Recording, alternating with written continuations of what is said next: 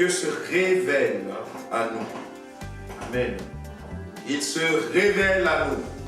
Qu'il vienne se révéler à nous. Hein, c'est par révélation que nous pouvons grandir.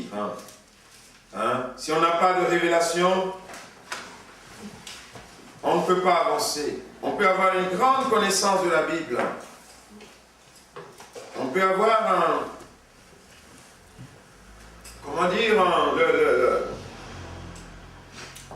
un savoir extraordinaire, connaître même les versets par cœur, être peut-être un théologien. Et vous savez qu'il y a des théologiens, malheureusement, qui sont athées.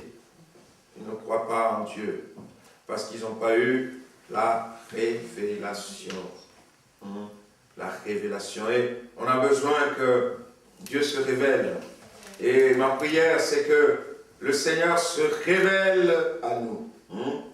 L'apôtre Paul va faire une prière. Pour les chrétiens d'Éphèse. Et dans sa prière, il va dire, c'est pourquoi moi aussi, ayant entendu parler de votre foi au Seigneur Jésus-Christ et de votre charité, pour tous les saints, je ne cesse de rendre grâce pour vous, faisant mention de vous dans mes prières. Donc, il priait pour les Éphésiens et il les nommait au Seigneur afin que le Dieu de notre Seigneur Jésus-Christ, le Père de gloire, vous donne un esprit de sagesse et de révélation dans sa connaissance. Vous voyez? Un esprit de sagesse et de révélation dans sa connaissance. Vous le trouvez dans Éphésiens 1, verset 16.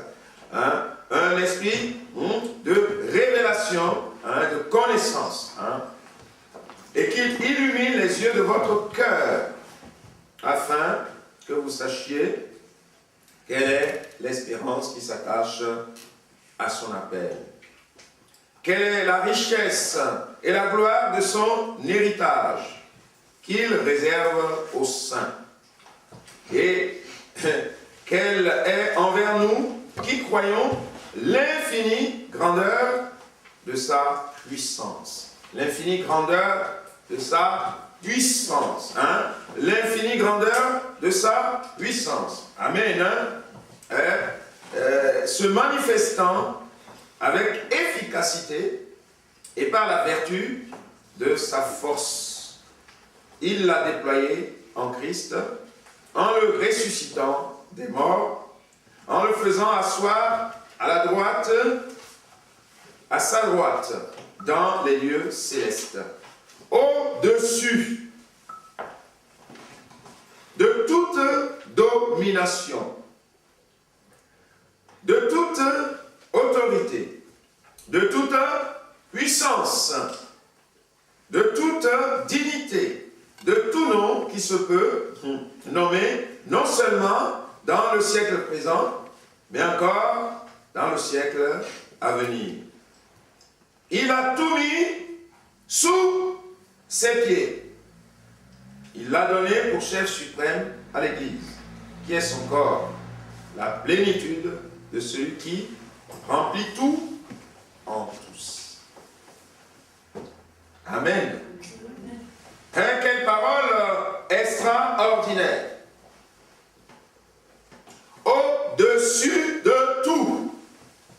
Amen. Au-dessus de tout. Et ce matin, on va regarder un peu la parole de Dieu pour voir la révélation du Dieu qui est au-dessus de tout. Du Dieu tout puissant. Voilà. Tout puissant. Il est au-dessus de tout. Rien ne peut contre lui. Rien ne peut contre lui. Il n'y a aucune force.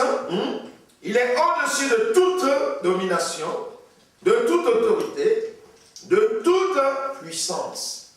C'est-à-dire que Dieu est tout puissant. Et ma prière ce matin, c'est que Dieu se révèle encore à moi, Dieu se révèle à chacun de nous. un Dieu tout-puissant et que mon cœur puisse le saisir. Alors, dans tout ce que je peux avoir comme souci, comme problème, ma foi va prendre vraiment de la vigueur et je vais savoir que mon Dieu peut tout dans ma vie. Amen. Ah, je m'attends à lui ce matin. Seigneur, tu es tout puissant. Jusqu'à ce jour, je lutte dans une situation qui est au-dessus de moi. Mais je vois dans ta parole que toutes les situations sont en dessous de toi. Alors Seigneur, viens me révéler cela ce matin. Et que moi aussi je puisse marcher avec cette force extraordinaire. Amen. Notre Dieu est tout puissant. Amen. Et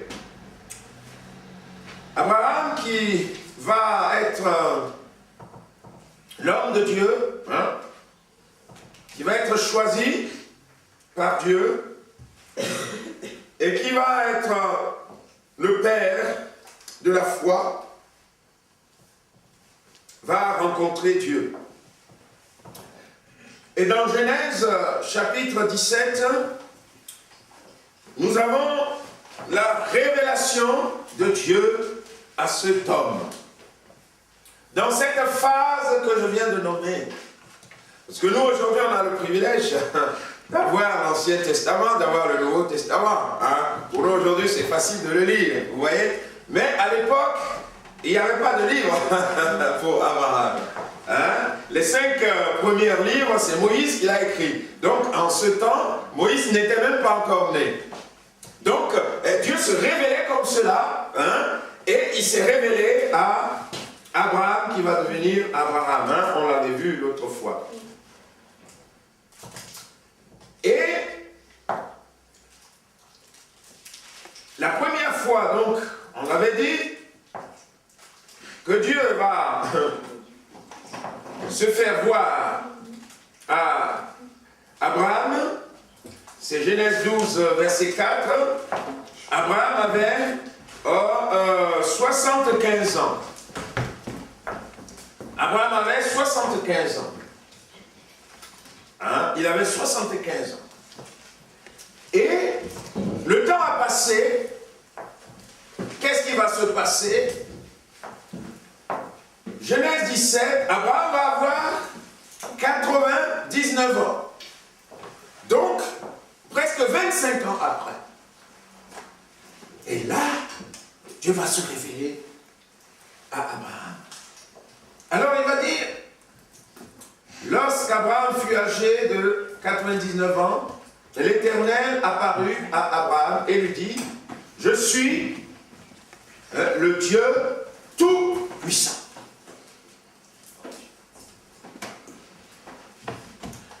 Je suis le Dieu tout-puissant.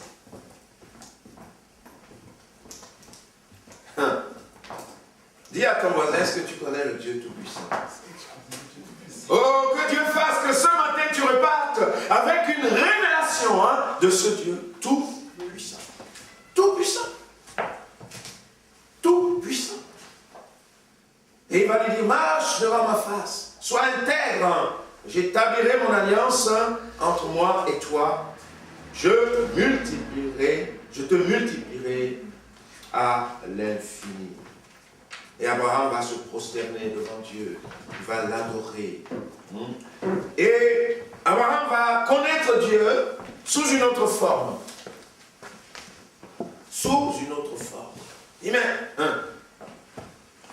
tu es tout puissant. Alors celui qui est tout puissant, c'est celui qui va faire ce qui est impossible. Parce que pour lui, tout est possible. Tout est possible. Et là, si Dieu est tout puissant, qu'est-ce qu'il peut faire? C'est Abraham qui va le vivre. Il va vivre quelque chose d'extraordinaire. Dieu peut lui donner ce que la nature ne peut pas lui donner, ce que le monde ne peut pas lui donner, et ce que sa vie ne peut plus produire. Et la Bible nous montre que Abraham va avoir un enfant, et cet enfant va s'appeler Isaac, l'enfant de la promesse. L'enfant de la promesse. Et là, on voit que Dieu s'est révélé à lui pour l'emmener à croire, à mettre la foi en lui, que lui, il est capable d'agir. Et le rôle du Seigneur, c'est d'emmener notre foi à croire en lui, dans ce qui peut paraître impossible aux yeux des hommes. Sa femme était âgée, elle ne pouvait plus avoir d'enfant, mais Dieu va faire ce miracle. Et Genèse 21, nous allons voir que l'enfant va naître. L'Éternel se souvint de ce qu'il avait dit à Sarah. Et l'Éternel l'accomplit pour Sarah, ce qu'il avait promis. Sarah devint enceinte et elle enfanta un fils à Abraham dans sa vieillesse, au temps fixé dont Dieu lui avait parlé. Bien-aimé, qu'est-ce que le Seigneur a dit sur ta vie? Qu'est-ce que le Seigneur a dit sur ta vie que pour toi ça te paraît même encore impossible? L'Éternel accomplit ce qu'il avait promis. L'Éternel accomplira toujours pour ses enfants ses promesses. Sinon, il n'est pas l'Éternel. Vous voyez? Il n'est pas l'Éternel. Donc, si je connais le Dieu Tout-Puissant, je sais, alléluia, que Dieu peut me donner tout ce que j'ai besoin. Amen. Tout ce que j'ai besoin. Parce que c'est un Dieu qui est tout-puissant. Amen. Et peut-être au milieu de nous, quelqu'un va dire, mais sur le plan spirituel, je suis stérile. Comme Sarah. Je n'ai jamais enfanté pour le Seigneur. Je n'ai jamais par mon témoignage pu amener quelqu'un au Seigneur Jésus. Oh Seigneur, viens me visiter par le Saint-Esprit, afin que je donne des fils et des filles en ton nom. Le Seigneur peut utiliser ta vie, bien-aimé. Amen. Il est capable de mettre dans ta vie des paroles. Il est capable de mettre dans ta vie tout ce dont tu as besoin, pour que toi aussi, tu puisses enfanter. Puisque la parole de Dieu nous dit quand même que la graine qui est tombée dans la bonne terre va porter beaucoup de fruits. Amen. De porter jusqu'à des centaines et des centaines et des centaines. Et nous voyons le témoignage d'hommes de Dieu célèbres. Il y a un prédicateur qui s'appelle Bonquet, à qui Dieu avait donné la grâce de voir 1 million de personnes se donner au Seigneur dans une réunion. Alléluia! C'est magnifique ça! 1 million! Gloire à Jésus! On bénit le Seigneur. Vous voyez? Et cet homme a eu l'occasion de donner la parole à une dame qui a vécu un miracle. Et cette dame est partie dans son village. Et bien cette dame a porté des enfants et des enfants et des enfants. Une église est née là-bas. Et pourquoi? Ben, ils ont cru que Dieu était tout-puissant. Et que même s'ils sont fragiles, s'ils ont l'air d'être méprisables, il y a l'Esprit de Dieu qui est en eux. Amen. Il y a la vie de Dieu qui est en eux. Il y a la puissance de Dieu qui est en eux. Il y a la foi de Dieu qui est en eux. Donc ils peuvent porter du fruit, bien aimé. Et ma prière, c'est qu'on puisse connaître le Dieu tout-puissant. Le Dieu tout-puissant. il y a un homme qui était serviteur de Dieu, qui servait le Seigneur. Et il y a une dame qui voulait rencontrer cet homme parce que elle avait un problème. Ce n'était pas des enfants spirituels, mais un problème d'enfants sur le plan normal, sur le plan physique. Cette dame, elle n'arrivait pas à avoir des enfants. Et un jour, elle a eu la chance de rencontrer cet homme. Ils allaient prendre le même avion. Il dit, ah! Et donc, elle va vite vers... Et cet homme, lui dit, mais, écoutez, vraiment, j'aimerais avoir un rendez-vous et tout ça, parce que il faut que vous priez pour moi, il faut que je vienne vous voir et tout.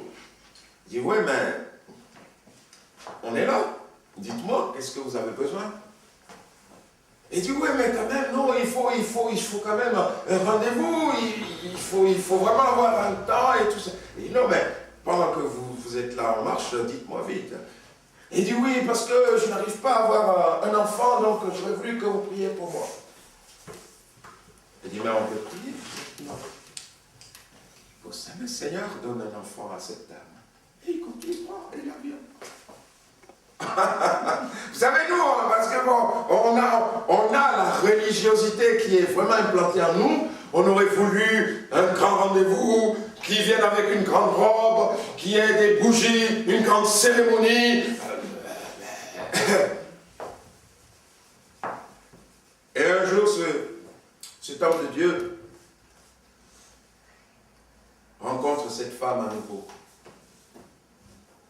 Bien-aimée, pour lui présenter l'enfant que Dieu lui a donné. Gloire à toi, Seigneur. Notre Dieu peut tout. Amen. Et s'il peut tout, il peut me donner d'enfanter. Amen.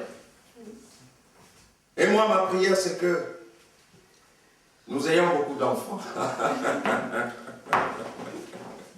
Alléluia. Qu'il y ait des bébés qui pleurent partout. Tant pis, il n'y a pas de problème. On fera une garderie pour eux. Amen. C'est la carte qui ne sera pas contente. Alléluia. Beaucoup d'enfants. Hein, pour la gloire de Dieu. Si la terre entière est remplie des enfants de Dieu, quel Père bien-aimé. Oh là là, imaginez, il n'y aurait pas de problème. Parce que les riches, l'argent qu'ils ont, ils savent que c'est pour le Seigneur. S'il y a un besoin ici, ils vont aller aider. S'il y a un problème ici, ils vont aller aider. Ben, chacun va mettre au service de l'autre ce qu'il a. Mais il n'y aura aucun problème sur la terre. Et oui. Si on devenait tous chrétiens. Moi, j'ai un immeuble. Bon. Il y a des frères et sœurs, ils n'ont pas de logement. Eh bien, je les prends, je leur donne. Moi, j'ai des sociétés. Ah, vous n'avez pas de travail, venez travailler. Et dans votre travail, vous êtes chrétien. Vous n'allez pas faucher, vous n'allez pas voler, vous allez être juste. Eh oui, donc tout va marcher, bien aimé. Eh oui, la solution, c'est Christ. C'est pas autre chose. Eh oui. Vous allez être juste dans les affaires. Il n'y aura pas de fraude, il n'y aura pas de soucis. Le patron peut dormir tranquille. Hein, il sait que si vous devez faire ça, eh vous allez le faire. Oui, il y a une confiance. Ma femme me disait qu'il y a des sociétés maintenant où dans les voitures, on met des appareils sophistiqués qui font que le patron sait où est-ce que vous êtes. Et combien de temps vous êtes arrêté. Oh là là, mais c'est la prison. C'est la prison en l'air libre. Parce qu'on n'a plus confiance. Oui. Et donc quand vous revenez avec votre rapport et tout ça, il sait en même temps, tac, tac, tac, tac. Pourquoi vous avez fait ici 10 minutes de plus? Ah. Vous pouvez même pas voir un ami pour boire un café. Ben, le temps de travail, c'est réglementé. Vous voyez, donc voilà. Et plus ça va aller, plus on va aller dans ce système, bien aimé. Parce que les hommes et les femmes aujourd'hui ne connaissent pas Dieu. Amen. Hein? Donc, si moi, je mets ma foi dans le Seigneur, eh bien le Seigneur peut tout me donner. Il peut me donner ce qu'il y a d'impossible.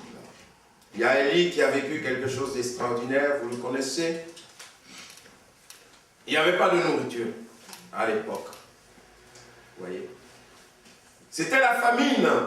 Et on peut dire aujourd'hui qu'il y a une crise quand même. Hein, il y a des difficultés.